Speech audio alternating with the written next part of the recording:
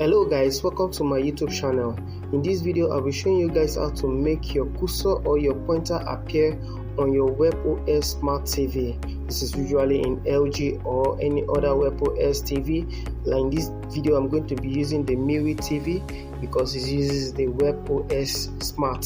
Okay, if you are using the LG, it's still the same process. You can still apply the same method. Okay, so in this video, for the purpose of this video, I'll be using the MIUI TV because it uses the webOS. Here we go. Looking at our TV screen, there is no pointer or any cursor on it as I'm operating the TV with the remote. So what do we do to make this pointer appear? Just a simple task. On your remote, take a good look at it, at the home button and the back button.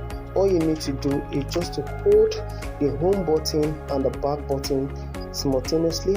Hold the home button and the back button simultaneously for 30 seconds and then press the middle button. So guys, here we have our cursor on our TV screen using the magic remote. This is how it works, just like your mouse. This is it.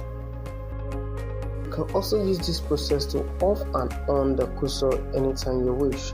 Guys, like this video, subscribe to my YouTube channel for more tips like this. Thank you.